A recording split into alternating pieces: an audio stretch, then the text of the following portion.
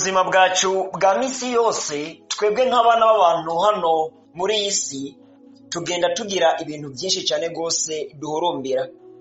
Ibyo umwe wese abona ko bimufitiye ikimazi cyangwa ari iby'agaciro gakomeye mu buzima bwiwe, ibyo arabihurumbira kandi cyane. Ariko umuhigwe muri abo bose ni utahura yuko isi n'ibyayo byose ari ibishira, kandi yuko iminsi y'umuntu muri iyi si ari iy'akanya gato.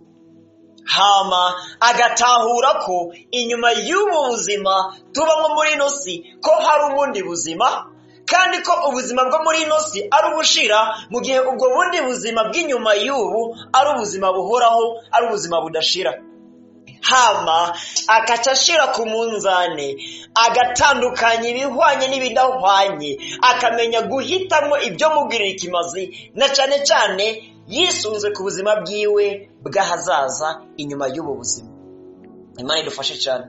Ijambo tugiye gusangira kuri uno munsi muri kano kanya riravuga ngo ejo ushobora gupfa canke umuhero ukagushikira giturumbuka. Mbega witeguye uti? Imana idufashe cyane. Ejo ushobora gupfa canke inzambi ikavuga ku munsi w'ejo. Mbega witeguye gute? Imana idufashe cyane. N'uyu mutwe w'amajambo tugiye gusangira kuri uno munsi. Abashitsi n'abasangwa ndabaye kaze. Izina ryanje nitwa Iradi Ndiho kubwayo.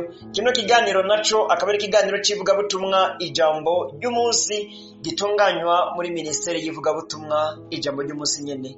Kaze cyane twishimikize amajambo y'Imana, twumve icyo Imana avugana natwe. Turasoma mu butumwa bwiza bwa Yesu Kristo uko bwanditswe na Luka igice cya 12. Hano indanzi y'amajambo iravuga ngo umutunzi w'igipfu. Turahera ku murongo wa 13 tugeze ku wa 21. Umutunzi w'igipfu. Maze umuntu wo mw'ishengero aramubwira ati, mwigisha, mbaririra mwene mama tugabure umwandu. Aramubaza ati, mbega wa mugabo, ninde yanshizeho kuba umucamanza wanyu canke kubagaburira ibyanyu? Kandi arababarira ati, murumva, mwirinde ukwifuza kose, kuko ubugingo bw'umuntu butava mu bihinda by'ibintu atunze. Ndasubiramo ku murongo wa 15. Kandi arababarira ati, murumva, mwirinde ukwifuza kose, kuko ubugingo bw'umuntu butava mu bihinda by'ibintu atunze. Kandi abacira umugani ati, habaye umuntu w'umutunzi yari afise itongo rimera cyane. Yiyumvira mu mutima wiwe ati, ndagira nte ko ntagira aho nimburira imirima yanje? Ati, ndabigenza ntya, ndasambura ibigega byanje, nubake ibindi binini, abe ariho nimburira imirima yanje yose n'ibintu byanje byose. Nzobwira umutima wanje nti, mutima, ufise ibintu byinshi, bizohitikirana imyaka myinshi, ruhuka, urye, unywe, unezerwe. 20. Maze Imana iramubwira iti, wagipfuwe, muri iri joro barakwaka ubugingo bwawe, none ibyo wahitikiranije bizoba ibyande? Umuntu yishingurira nikomera atari umutunzi mu by'Imana. Ndasubiramwo ku murongo wa 21. Umuntu yishingurira nikomera atari umutunzi mu by'Imana. Imana idutabare cyane. Andi majambo twishimikiza turayasanga mu gitabo cy'abavugishwa n'Imana Yesaya igice c'38 ku murongo wa 1 gusa. Havuga ngo Hezekiya yongerwa iyindi myaka yo kubaho, canke Hezekiya yongerwa iyindi myaka yo kubaho. Bivana no kuntu uhasoma, kuko nta vigire canke point virgule mbonaho. Ariko aho duhagarara ni kuri uyu murongo wa 1. Haravuga ngo muri iyo misi Hezekiya aragwara agera hafi yo gupfa.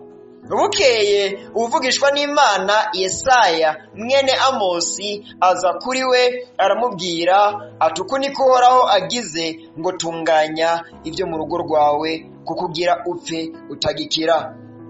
Girane tunganya ibyo mu rugo rwawe, kukugira upfe utagikira. Imana idufashe cyane. Tubanze dusenge. Imana ugira neza bw'urukiro bw'amahanga, ndongeye kugukengurukira irigira kandi ko unshoboje kongera gusangira n'ubwoko bwawe amajambo yawe. Umwe wese ndagomba muri kano kanya umutahuze Mana icyo akwiriye gukora Mana muri iyi minsi asigaje muri ino si. Ntazi ngo asigaje imyaka canke amezi canke amayinga canke iminsi canke amasaha, kuko buri musegonde Mana abantu indiri n'indiri barahitikirana bagapfa. Uhoraho Imana, umuntu arabyuka ntamenye ko harara, umuntu ararara ntamenye ko azazinduka, ariko ikigirira kimaze umwana w'umuntu ni ugutabona ko mw'isi turi ingenzi kandi akamenya neza ko inyuma y'ubu buzima hari ubundi buzima. None rero Mana ugororotse, tawuze umwe wese icyo akwiriye gukora mu gutunganya hazaza yiwe, mu gutegura Mana amaherezo yiwe niyatambuka ava muri ino si. Mpwemu wawe yera akora igikorwa, ugerere Mana muri je nasame wivugire. Mpwemu wawe yera atahuza imitima y'abumviriza bose kandi abashoboze gukora igikwiriye. Ni mu izina rya Yesu Kristo mbisabye nizera, amen. Yesu Kristo acira umugani abariko baramwumva w'umutunzi w'igipfu. Uwo mutunzi w'igipfu ngo yari afise itongo rinini kandi rimera, yararima akimbura akarundanya mu bigega. Mugabo Yesu yamwise igipfu naho yari atunze. Kubera iki? We yashize umutima ku bya buno bugingo bishira, ntiyashira umutima ku by'ijuru bihoraho. Niyo mpamvu mu iherezo ry'ano majambo Yesu arangiza uno mugani yarangije avuga ngo umuntu yishingurira nikomera atari umutunzi mu by'Imana. Uwishingurira amazahabu n'amafeza akarundanya mu bigega. Murakora ubuzi, ni byiza ko ufise akazi ukora, business zawe, nimba uri umudandaza, nimba uri umurimyi, nimba uri umurobyi, nimba uri umukozi wa leta. Kuba ufise amatungo n'amatongo ni byiza cyane rwose, ariko Yesu hari icyo agomba yuko ushira ku mutima gusumba ibindi. Ntagomba yuko uba umutunzi w'igipfu, agomba kuba umutunzi w'umunyabwenge. Ntiwishingurire ibya buno bugingo gusa, wibagire iby'Imana, wibagire iby'ijuru, wibagire iby'ubwami bw'Imana. Kandi iby'ubwami bw'Imana nibyo ukwiye kugira ibya mbere gusumba ibindi, kuko iby'ubwami bw'Imana nibihoraho, mu gihe ibya buno bugingo hari bishira. Uwo mutunzi ngo arararama aravuga ati, ko uno mwaka narimye byinshi kandi nkaba mfise ibigega bito bito, mbega ndabigenze gute? Ngo arateka umutwe uhiye, ukore ko sengira ngo yararuye, aravuga ati ndatoye inama. Ibigega bito bito byose n'ukubisambura nubake binini binini, hama imirima yanje yose ndayimburire mu bigega. Mba n'ibigega by'ibigori, ibigega by'ibiharagi, ibigega bya sayiri, ibigega kumbure by'ingano. Nuko hama ce nicara ku ntebe nandike bine, niraramire, niryamire, niboterere. Mbwira umutima wanje ngo tekana, humura, Kigoyi murasezeranye, ubukene murasezeranye. Ariko ngo kiriko aribwira bene ibyo, ngo Imana imugayira mu ijuru iramubwira ngo wagipfuwe, iri joro nyene barakunyaga ubugingo. None ibyo bigega byawe n'ibihinda byawe bizoba byiki? Bizokumarira iki? Imana idufashe cyane. Ku murongo wa 15 Yesu arabwira abamwumva ngo ndababarira ati munyumve neza, mwirinde ukwifuza kose, kuko ubugingo bw'umuntu butava mu bihinda by'ibintu atunze. Mwene data uri kuranyumviriza, ndagomba ngusuzume urabe neza icyo ukwiriye gukora mu minsi usigaje kuri ino si. Benshi bari mu myaka y'imyongerano, igihe cyawe cyo gupfa ngira ngo cyari cyarageze, ariko Imana ikugirira ubuntu ikongera iminsi. Muri iyo minsi wongewe uranayirembeje, kumuri usigaranye umwaka, cyangwa usigaranye ukwezi, cyangwa usigaranye indwi, cyangwa usigaranye umunsi umwe, cyangwa usigaranye isaha. Ugasanga mu minota iri imbere uza kuba witwa marehemu, ugasanga mu ndwiza uzoba uri marehemu, ugasanga mu kwezi kuza kwa gatanu cyangwa kwa gatandatu cyangwa kwindwi uzoba uri marehemu.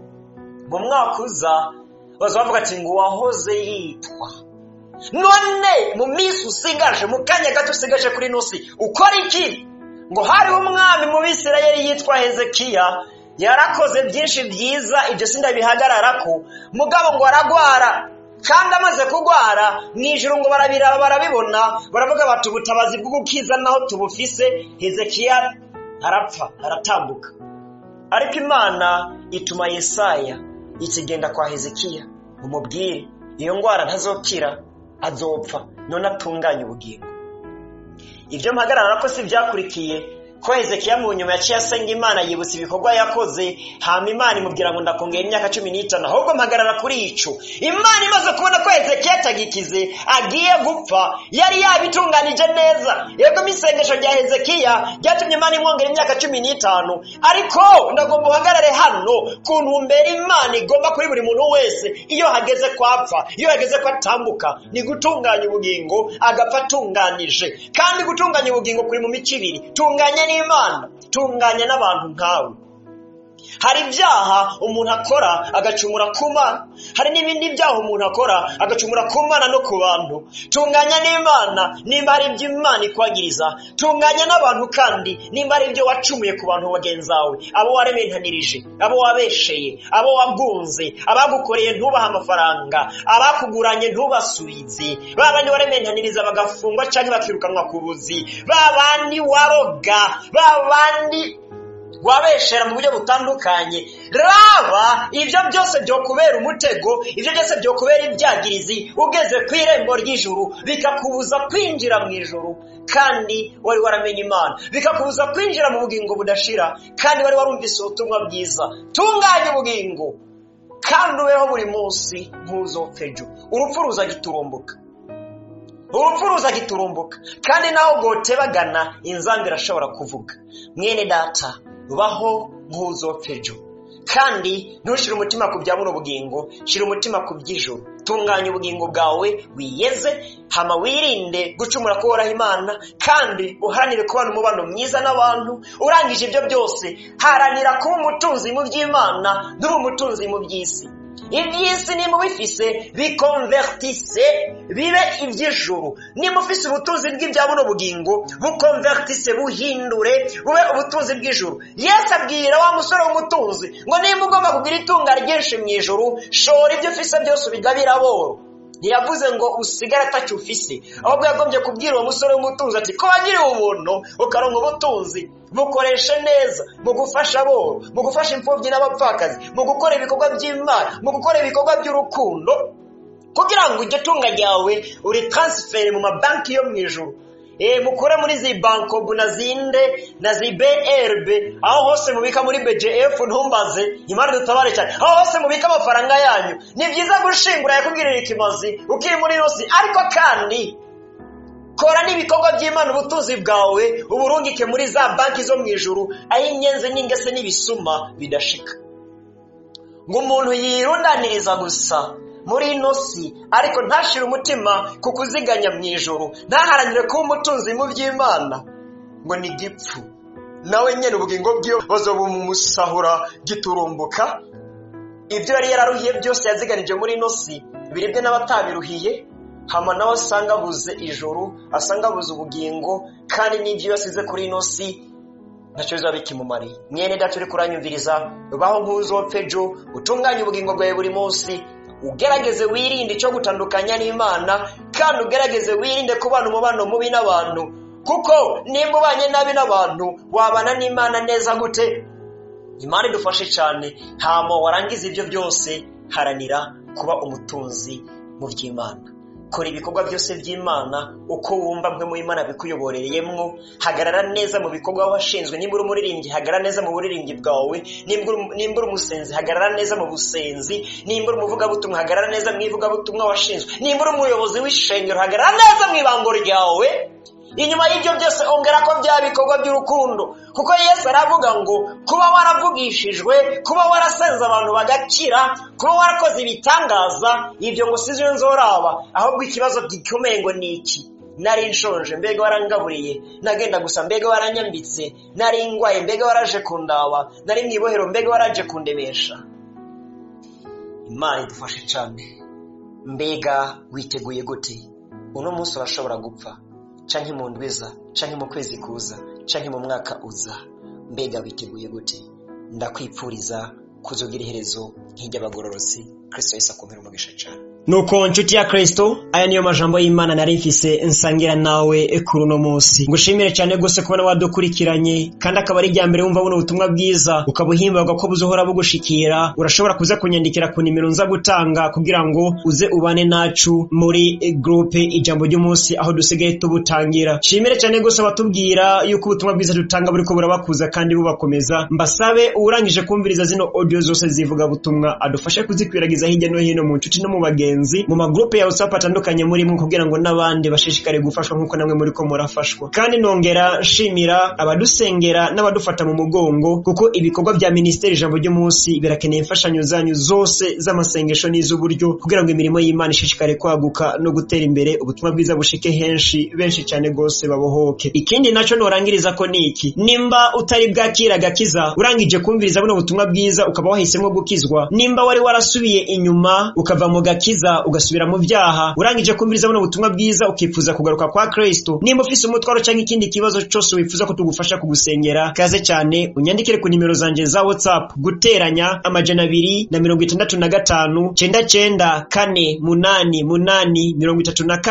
99 unyandikire umbwire ikibazo cyawe ndagufasha uko mpamwe Imana za kunshoboza kugufasha, kandi ndazi neza ko ubutabazi uza kububona. Ibisigaye bene data turabahanurira ngo mushishikare guca mw'irembo ripfunganye, mwihanganira amagorwa n'amarushwa kugeza ku munsi w'iherezo. Twiribare kandi twirinde, umwami wacu ari hafi. Inzamba yemirije kuvuga, ndabipfurije kuzobona umwami mukinjira mu bwami bwo mwijuru naho butaha uzigamwe cyane.